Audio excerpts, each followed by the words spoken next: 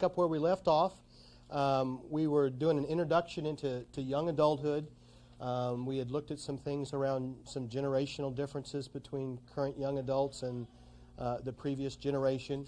We began to take a look at, we looked at some developmental tasks of young adults, and we were looking at the importance of lifestyle that gets established actually during this stage of life, with the hopes that if there's a healthy lifestyle, that we'll continue that on through our adult years. And again, one of the points that I tried to make, and I think we're going to see this played out as we transition to middle adulthood and then the later adult years, is that the lifestyle, the quality of our health during the young adult stage will have a tremendous impact on the quality of our life when we hit the later years.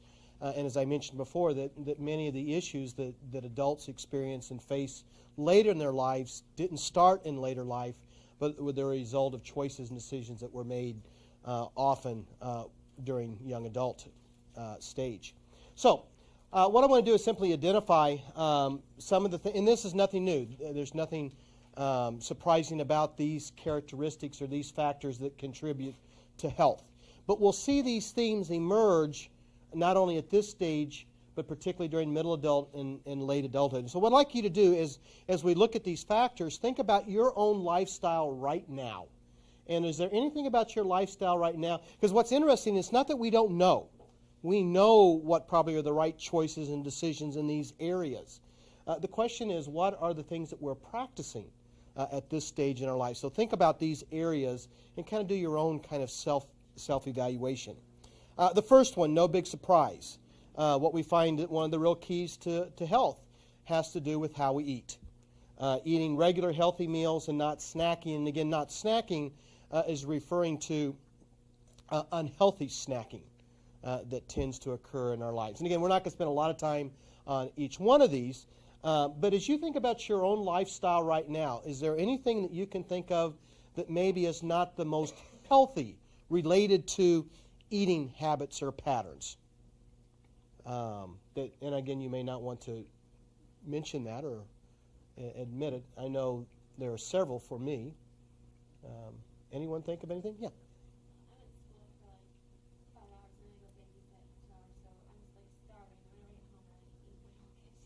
Do you happen to skip a meal in between often?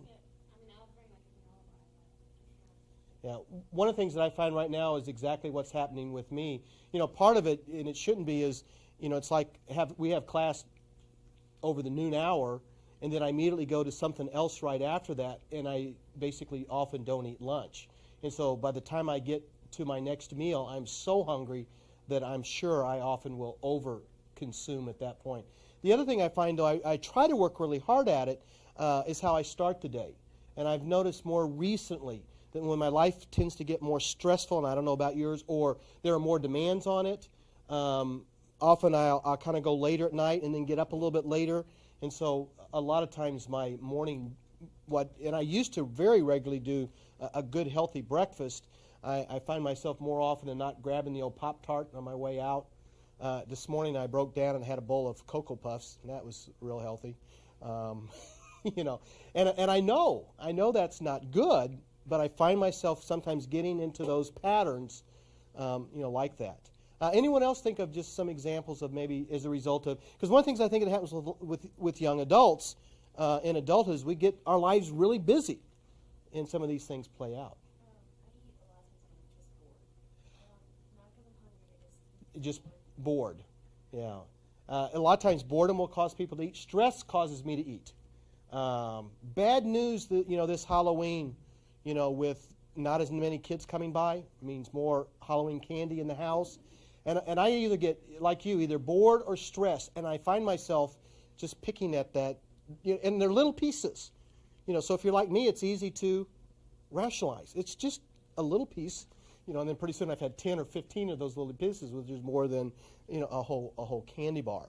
I also find for myself, and I think this is somewhat typical of some young adults, is I tend to eat on the run a lot.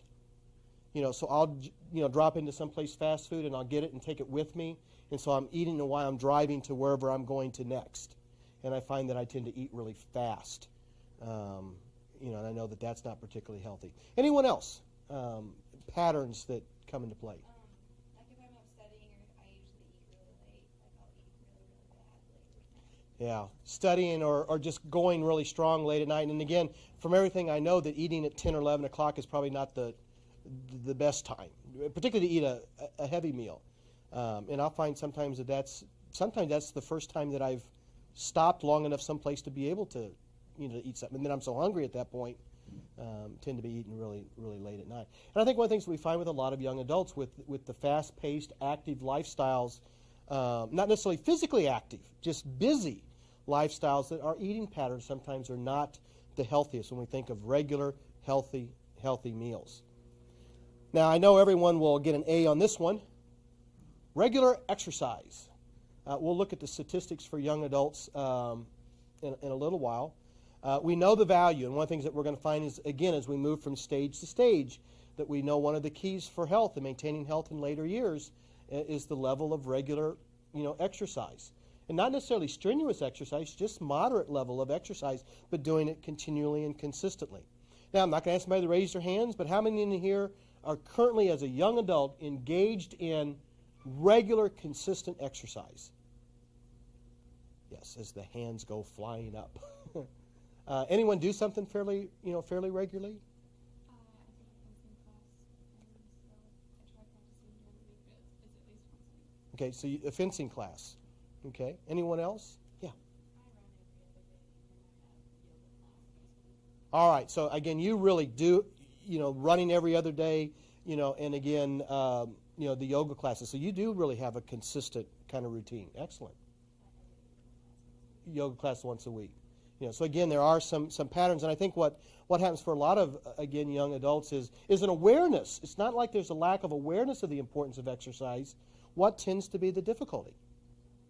Finding time, committing time on a regular basis. And I think many are kind of like me throughout much of my life as I go through periods, when I get pretty conscientious about doing it, and then something else will interrupt it, and I'll get out of that habit.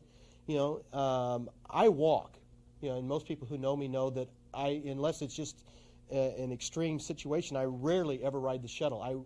I walk in the winter and I walk in the rain, because part of it is by the time I walk, from the building that my office is in over to this side of campus and back, and I do that, a lot of times, a couple of times a day, and I do that every day, 5 days out of the week, and then I walk on the weekends.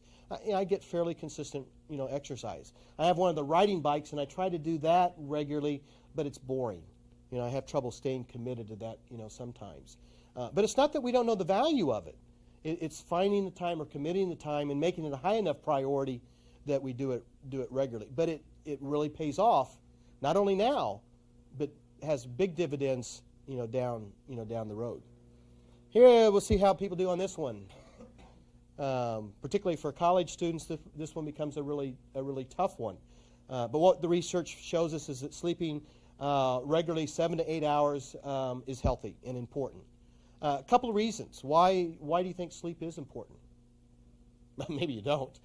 And again, there's individual variation. Some do better on less sleep. Body has to relax? Yeah. What's the benefit of sleep? Yeah, I really think the best analogy I can think of is sleep actually is like recharging the battery, to regain the energy. The other thing that I found, and I really do believe it's true, and things that I've read, says during sleep that our body goes through its natural healing processes. And that's one of the reasons why. And if you think about it, what happens when you get really sick? What do you find that you spend a lot of time doing? Sleeping. And I think part of that is geared, again, to allowing the body. What happens is and what we can do is we often tell ourselves, well, I don't need sleep. And so we'll push ourselves to the limit. And then what happens for many of us? We get sick. And literally what happens is our body kind of forces us to take a break and to heal itself and to rejuvenate itself. And if we could get into the pattern of realizing not only is exercise important, is eating right important, but getting adequate sleep is important, again, to good health and being able to function. These two, I think, again, we're pretty much aware of and we won't spend a lot of time on. You'll do some reading in the textbook in terms of some health-related issues as well. But we know that smoking is the leading preventable cause of death. and that we know that some of the other major causes of death particularly in later adult years, again, are related to some of these health-related patterns or habits. And we also know that when people stop smoking at any point in time in their life, the quality of their health and the longevity of their life is going to improve. Drinking, again, we know the dangers of over-drinking and abusing, alcohol.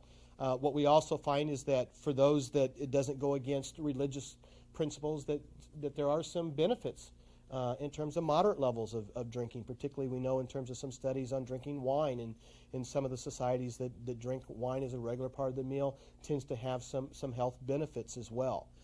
So again, the issue here is that drinking in moderation is okay, may actually have some health benefits in some cases, but the excessive drinking, that's where we run into some real risk factors.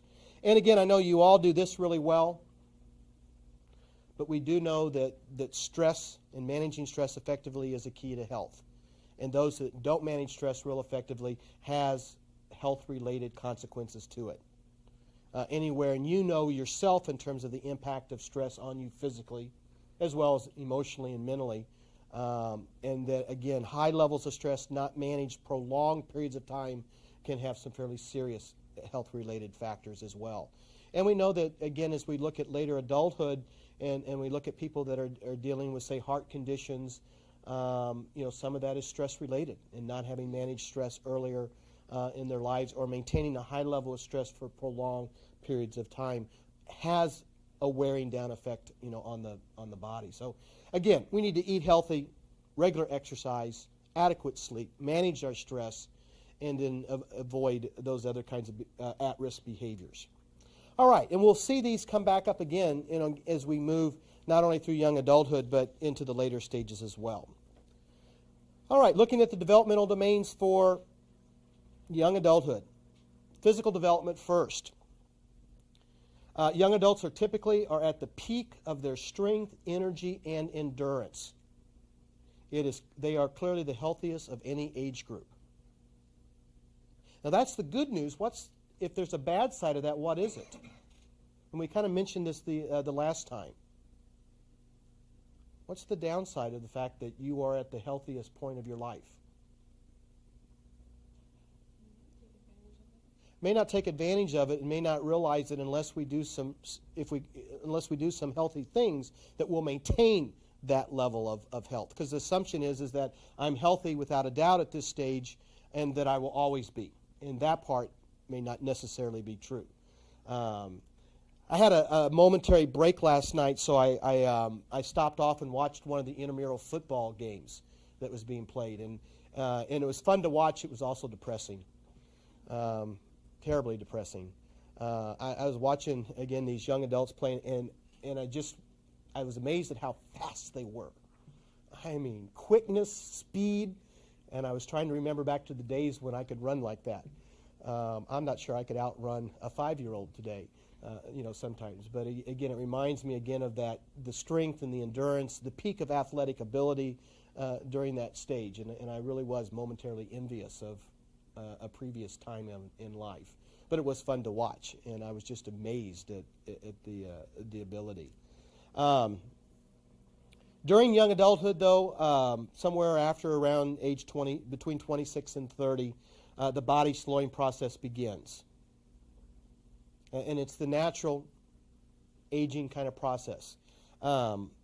During young adulthood particularly, and somewhat throughout middle adulthood as well, the physical kinds of changes are gradual. And particularly during young adulthood, most of the changes go relatively unnoticed. In fact, most people would not even be aware of or think about that anything really is changing. Most of you in here are too young to even be aware of changes that might be occurring. Anyone happen to be aware of anything that's different in your life right now than, say, when you were an adolescent? And like I said, most of you are probably so young that there's nothing that you're noticeably aware of at all.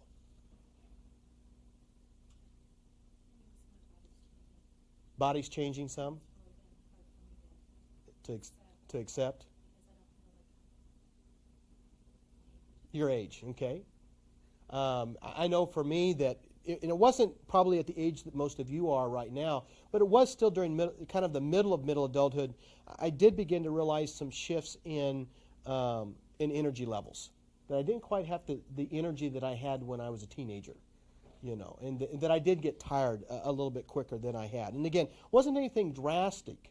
And I know that after I got over the age of, probably over the age between 30 and 40, one of the things that I noticed is that if I did have some type of an injury, that it took a little bit longer to recover from it than, again, when I would have been, say, in my early 20s or clearly when I was in my teens. But like I said, for most of you, there's probably nothing that you're really aware of because the changes would be so subtle, so gradual that you wouldn't even notice it. Most of the senses are sharpest during this period. There does tend to be a gradual hearing loss beginning in adolescence. Becomes more apparent after the age of 25.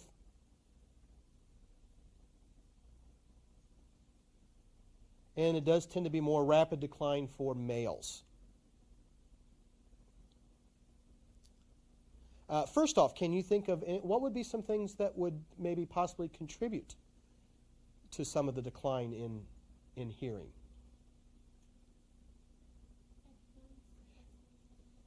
Excellent. Which is interesting now, which wasn't quite as probably apparent in the past in terms of the use of headphones. But again, part with that, loud music in general.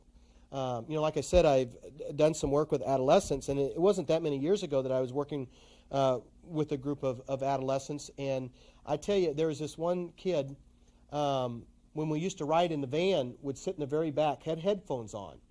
And when I can hear the music out of the headphones that he has on, I can't imagine how long and how loud it has to be inside those headphones.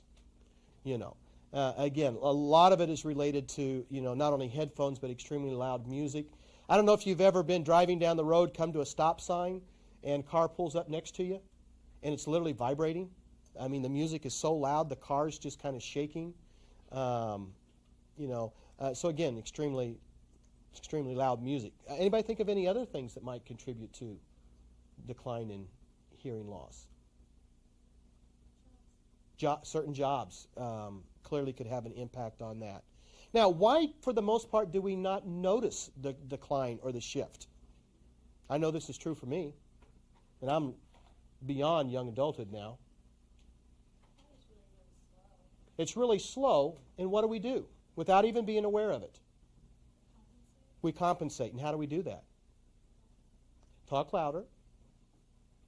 One of the things I noticed, was that if you were to get in my car, and my son will get in the car, and I'll turn the car on, and he'll just immediately react, and he'll say, "Turn the radio down," and I don't notice it being that loud. And what happens is all of a sudden we simply gradually just begin to dial the sound up a little bit. And so we don't really think of it as a reflection of maybe a decline in hearing as much as that particular station. And again, if you notice with TV channels, some channels are louder than other channels. And what I notice is, and particularly I'll be on the highway driving, and I'll have to turn it up louder to be able to hear it. And so I get used to it. But someone else getting in my car that has really good hearing or better hearing than I do, it must seem extremely loud. And so we just compensate, for it without even realizing that it's taking place. Likewise, we do that with eyesight. After about the age of 30, the ability to focus on close objects begins to decline. Now, we'll talk about this again when we get to middle adulthood, because at that point, most middle-aged adults actually have to make some adjustments. But during young adulthood, the decline actually will start. But again, how do we compensate? You won't even think about it, won't even realize it's happening until you move to the next phase when it no longer works. Holding things further away, exactly. All of a sudden, what begins to happen is you're used to reading a book or a magazine, really close, and then you simply compensate, and all of a sudden, you move it further away. But you don't think about moving it further away. You just naturally move it away until you are able to focus. And then you hit a certain age, not young adulthood, but the next phase, and all of a sudden you realize what? Again, most of you are not there. Obviously, I have been there. You can't hold it any further. You've hold it far enough to focus it, and now you can't see the words. And then all of a sudden wake up one day and realize, whoa, eyesights have changed. But during young adulthood, it's so slow, so gradual, you just kind of compensate for it. You slide it back and you don't think anything about it. And again, your ability to focus on distance, generally is not affected at all. And so your life's not affected day in and day out for the most part. And so you just kind of compensate. And you don't associate that with changes that are taking place. And surely don't associate it with changes that are the result of aging or getting older. Because again, as young adults, you're never going to get older. You're always going to be young. I mean, that's kind of the mental kind of perception, I think, a lot of times. One of the things I imagine that most of you are aware of is that in terms of physical health, most young adults are healthy and have no chronic conditions, that most of the conditions you have tend to be relatively acute. Again, one of the things that we find is young adults tend to not get sick very often. And that's largely because, compared to, again, particularly childhood, what's continuing to kind of improve as we get older? Immune systems, exactly. By the time, you reach young adulthood, immune systems are well developed, and so that when you do get sick, doesn't tend to be very often, and my guess is what you begin to find. You're also moving in different circles. Just in terms of some of those lifestyle issues and the number of other people that you're around shifts and changes to some degree. And when you do get sick, you bounce back pretty quick.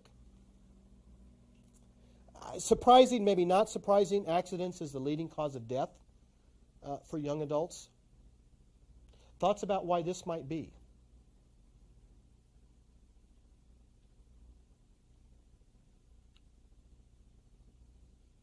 Any ideas at all?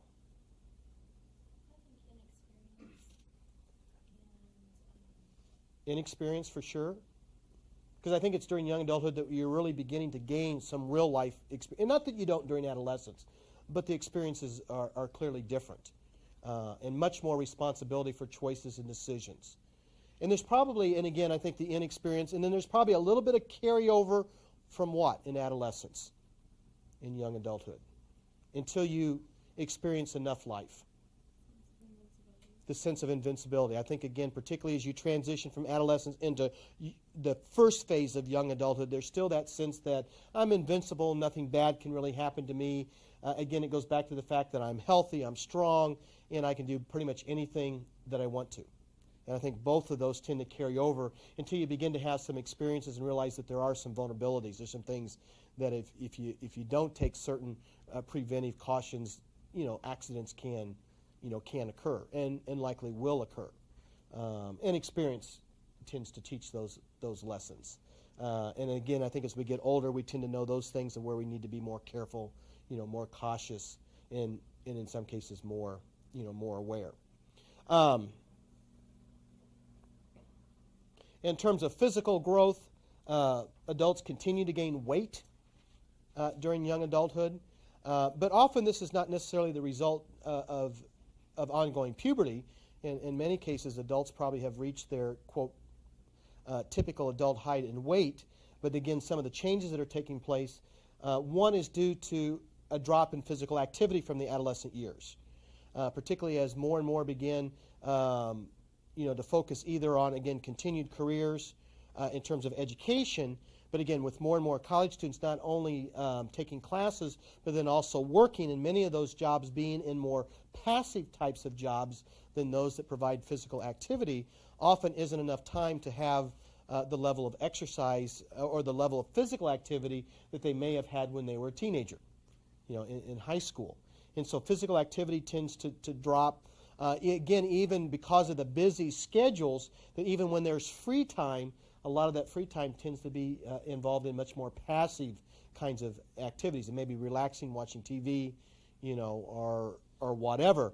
And then there is the decrease in the rate of basal metabolism. And I think that's, again, it's something that we often, we may somewhat be aware of but don't think about. Simply means what? Nursing students know the answer to this one, I'm sure. What's the basal metabolic rate all about? Anyone happen to know? Yeah, and it's resting state. Yeah, it's simply the amount of energy is expended in a resting state. So what that really means is, as that begins to decrease, that rate, what's the reality of that? And this is what a lot of times we don't realize, again, as we get older. I can't, if I eat the same amount of food that I've been eating, I still may gain weight simply because of that change. So if I may eat the same amount of, because that's what a lot of people say, I don't understand. I'm gaining weight, I'm getting heavier, but I'm not doing anything different in terms of eating. And that's probably true. Maybe eating in terms of the same ways, but if my activity level drops, and with the change in again, basal metabolism, and as that decreases, I'm going to gain weight. And so, again, it's not uncommon for a certain percentage of young adults to actually gain weight during this stage as a result of that, of those two things often combined. Again, one of the things that happens in addition, as we begin to go through the aging process, again, relatively unnoticed as young adults, as people age and become less active. And again, that's one of the reasons why exercise activity is so critical, because with that exercise and with that activity, we can minimize natural declines.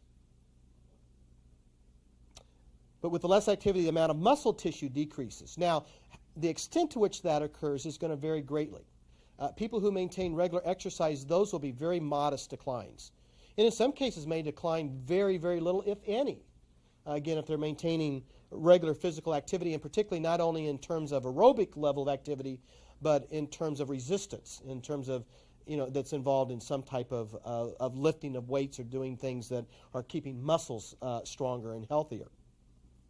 And the bones will also become less dense, again, if we're not active. And again, these changes won't be noticed, will not be aware of during young adulthood, but if we create the patterns that continue, the effects of those will be more noticeable later on in life. So a person may actually weigh the same and look heavier in terms of the redistribution of that weight. We mentioned earlier, kind of looking at the role of exercise in terms of health. And what we know as adults today, and I think it's probably true of most of you in this room, as you look at those 6 characteristics of health and healthy lifestyle, it's not that adults today aren't aware of those issues. They know them. They know the importance of good health, a healthy lifestyle, and clearly much more concerned and invested than the previous generation was, but it doesn't necessarily mean that we always practice what we know. For example, we know that less than 25% of young adults engage in moderate physical activity. 20 minutes, and again, defined in a lot of different ways, but one of the sources I was reading was looking at 20 minutes a day, 5 days a week. It's not a lot. But we're looking at less than 25% that actually get that level of exercise. And clearly there's a certain percentage that gets more than that. And then there's clearly a percentage that gets hardly any in terms of really sustained regular activity. So again, physical development changes are taking place. Again, a lot of the physical changes tend to be relatively unnoticed because they're pretty modest at this stage. Okay, we want to begin to take a look at some things that are happening in terms of cognitive development. Again, what we're wanting to do, which is kind of what we've done with most of the stages, is just kind of hit some of the high points. One of the things that we mentioned before, may or may not have remembered that, is that Piaget basically believed in terms of cognitive development that it basically ended at adolescence. And so with formal operation, which occurred during adolescence, that was kind of basically where most of the changes had taken place. More recent studies and research that's looked at cognitive development beyond adolescence have actually identified, and you'll see this in your reading as well, really a 5th stage. And they often refer to it as post-formal. We're not really going to identify it in the context of a stage per se. But I think what we have found is that during young adulthood, that there are some changes that are still taking place and would fall into that category of post-formal or alterations in how we think about life and how we look at life. And a lot of that is the result of what? What brings about the continual changes in thought processes? experience, exactly. And that's what we really want to focus on, is that young adults, and I think particularly with more and more being involved in a college environment, I think that has an impact. But even a part of continued formal education, simply living life is going to continue in some ways to kind of continue to reshape identity, beliefs, values, and perspective on things. Maybe not as drastically or to the extent that maybe it was occurring during those adolescent years, but there are some changes that are taking place. One of the areas that we find is that adolescents tend to be considerably more idealistic. And as we move kind of through young adulthood, we find ourselves becoming, and this tends to be the case as we move into the other stages of adulthood as well, we become more pragmatic. Pragmatic simply meaning what? Realistic, what's another word? We often will think of more being realistic or more, what kind of derives from the word pragmatic? Practical, exactly. Can anyone think of an example where an adolescent may be somewhat idealistic, and then as a result of your experience, that you become either more practical or more realistic? Just maybe in general. And again, you may still be evolving to that level of understanding. Can you think of kind of the way that a teenager often might think and how that shifts a little bit as we get older? All right, just in terms of just the practical nature of the kind of car we drive. And when I'm young, I may be more focused on the style of the car and the popularity of the car, the status of the car, and then all of a sudden as I begin to move kind of through the realities of my life and I get married and I have children, and then to be driving a car that's real sporty may not be as practical, and then all of a sudden the four-door tends to make more sense. A good example. Young teenager tends to, again, coming somewhat from that invincibility fable, but kind of that belief of that I can do it all. And I think one of the things that becomes, as you kind of move through inner young adulthood and you begin to really live life differently, have more responsibility over your life, you begin to realize that there are somewhat, may not like it, there's some limitations. Maybe I can't do it all the way I thought, and there are some limitations of life, and some things that as you begin to figure out how I balance school with work and social life, that sometimes I can't do it all, and it's a part of living life with more responsibility, more freedom. Anybody think of any another example of is that as you've kind of moved into young adulthood, that you've become maybe more realistic or more practical than you were when you were younger? And I know it's hard to think of that kind of off the top of your head. With money? We used to not worry so much about what you have to spend it on, but now it's limited and we have to buy one thing. Yeah, and when you have more responsibility over managing that money and making that money go where it needs to go, all of a sudden you begin, and I think parents try to help children at all ages realize, and I think we mentioned this maybe before or not, but, I remember my dad, always making that statement, don't you understand that money doesn't grow on trees? And I don't think I ever thought that it grew on trees, but it's kind of like my son, when we talk about whether we can afford something, he'll say something like, well, it's not a real problem. You can just... that's not what he says, but it's a good example. Yeah, we don't go to the bank that much, but what we do a lot of is charge it. So I don't think he's quite grasped the reality. And see, we don't carry debt, because we always pay ours off at the end of the month. But he doesn't quite fully understand that when you hand them the card to pay for something, you still eventually have to do what? You got to pay for it with cash, at some point in time. And I think when I was a teenager, I was kind of the same way. I mean, one of the things that my dad and I kind of went round and round about, I did have a credit card, for purchasing gasoline for the car. Well, I just assumed that meant that you could use that as often and as much as you wanted. And then he'd get frustrated when the credit card bill came. Where have you been going? Kinds of things. And we kind of have little arguments, about that. When all of a sudden, as you said, when you're responsible for your own spending and making it go, you become more realistic, more practical in terms of how you manage money, in that it doesn't grow on tree. It's not unlimited, and I can't buy everything that I want to buy. And also, I've got to make some choices about what I buy. Excellent. So, tends to be less. And again, I think even in terms of relationships, you begin to, to realize some different things about the reality of relationships and how hard work they are, and begin to realize some different things about conflict in relationship. And that, that people aren't always happy, with one another. And some of that happens when we're younger, but clearly as we get older. This one becomes, I tried to highlight the terms because I think we tend to get, it kind of almost seems like a contradiction. But young adults experience less changes in attitudes and values than adolescents. So what it's saying is that, again, looking at young adults, that young adults will probably have experienced more shifts in attitudes, values, and stuff during that adolescent stage. But there are still changes taking place. As we have the experiences of life, we do some modifying of our attitudes and of our values and of our beliefs.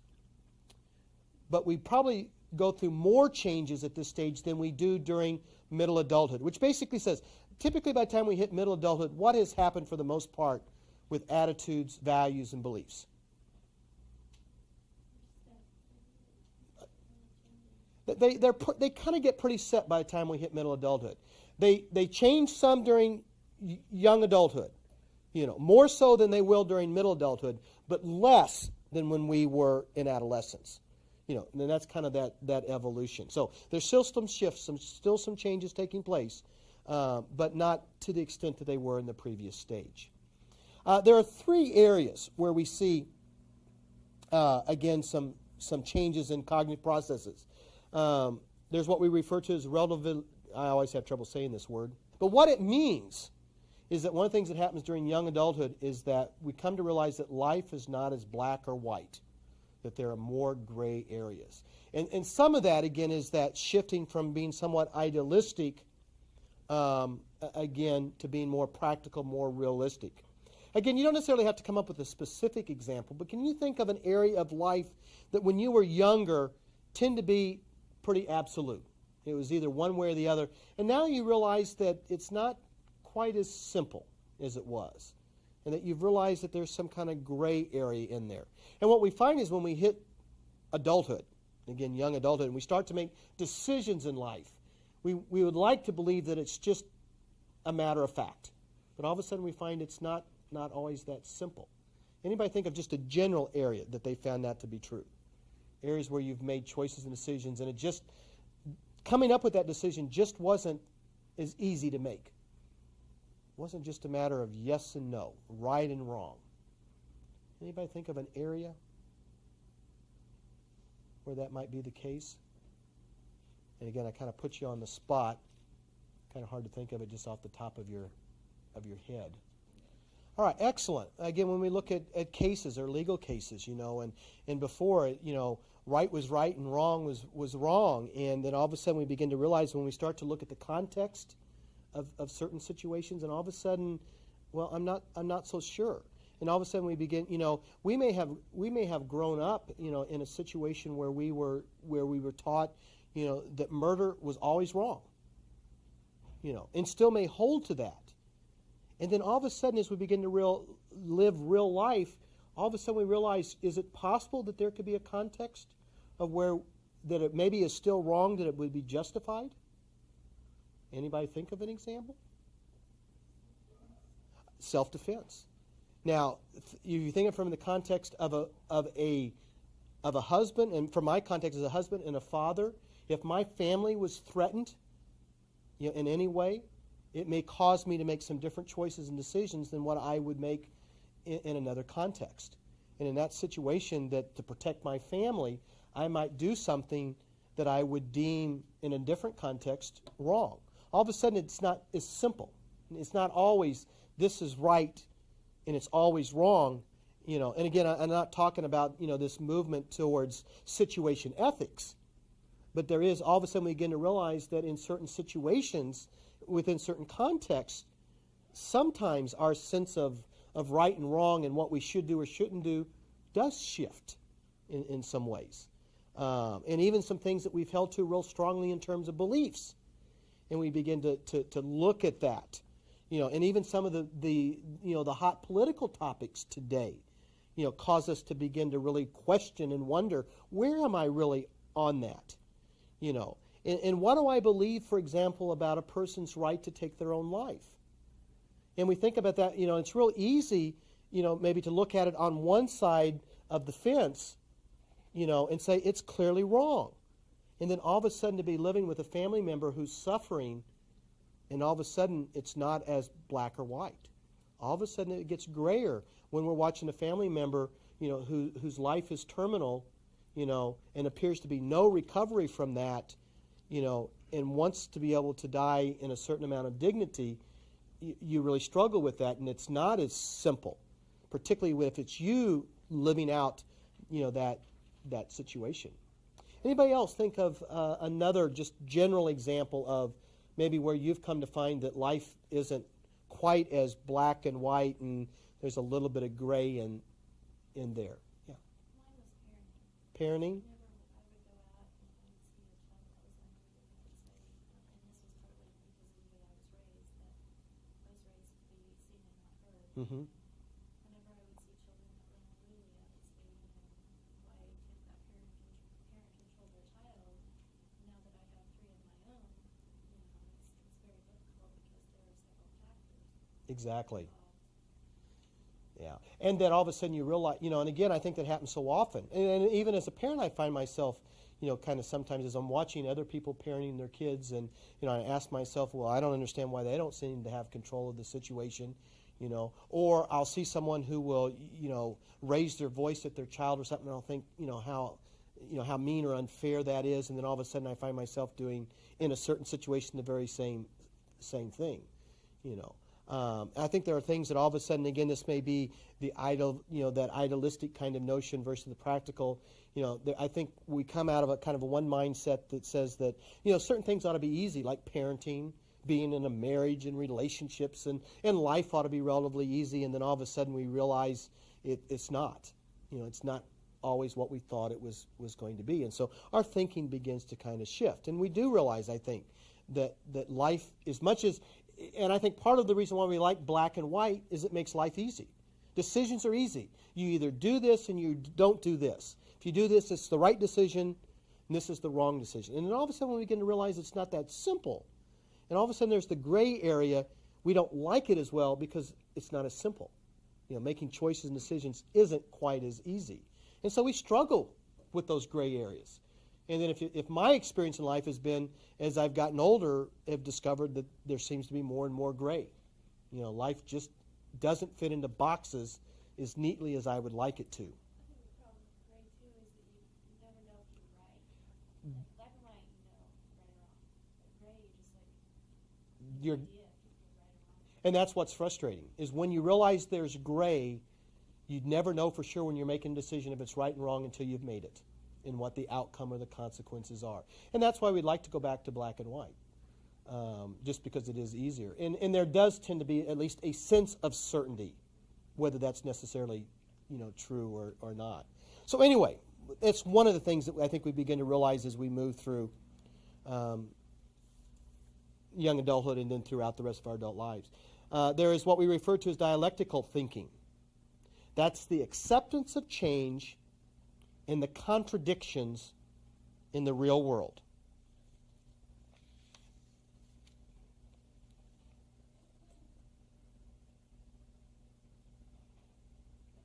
I'm going to give you one example, see if you can think of some other examples of what we refer to. And again, one of the things that we come to realize more and more in adulthood, it's a part of a reality of our lives, is the reality of change. And that virtually everything changes. Life changes, society changes, we change. We become more and more aware of that. And as we become more and more aware of the changes, we also become more and more aware of the contradictions in life. It was kind of sad and unfortunate. I was trying to help, and I'm not going to go through the specifics because it's not important in here. But one of the contradictions that I've understood as an adult, but I was trying to help my 13-year-old understand last week, is the contradiction that life the statement that we often hear, and I think he's grown up with, is that life is fair. And I think in adulthood what we realize is that sometimes life isn't always fair. That things happen that are simply wrong. And we had a situation in our family last week that we were dealing with our son and trying to help him understand why something that happened to him was truly not fair. It wasn't right, shouldn't have happened. He knew it, I knew it, many other people knew it. But how do you help him understand the reality that life isn't always fair? As you're trying to deal with that unfairness. Because it what? And this was true in his situation. It should be. It ought to be, because it is, the situation. When you know what is the right thing, it ought to just turn out that way. But for a variety of reasons, it doesn't always happen that way. And life isn't. And my guess is all of you have experienced something in your life that you truly believe wasn't fair, but you still had to deal with it. Real quickly, can you think of a couple of other just basic contradictions of life that we learn as a result of experience? And we were probably taught to believe it. And to some extent, it's probably true, but doesn't always hold to be true. Life's not always fair.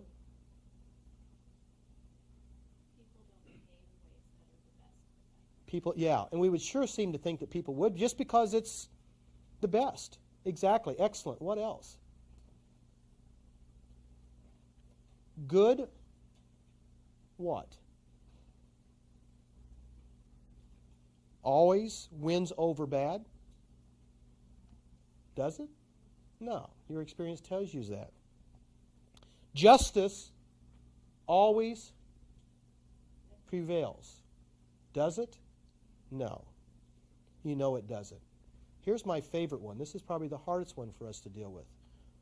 Being honest and upfront is what? Were you ever raised where being honest is always the best policy? Maybe it is, but it doesn't necessarily always guarantee what? Good outcomes. And if you ever think of a time when you were honest and upfront and the outcome didn't turn out to be good and positive.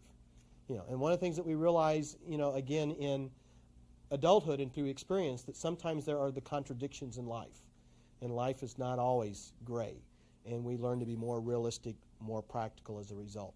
I got one more point. We'll have to pick that up next time, and then we'll look at social, some issues around social development.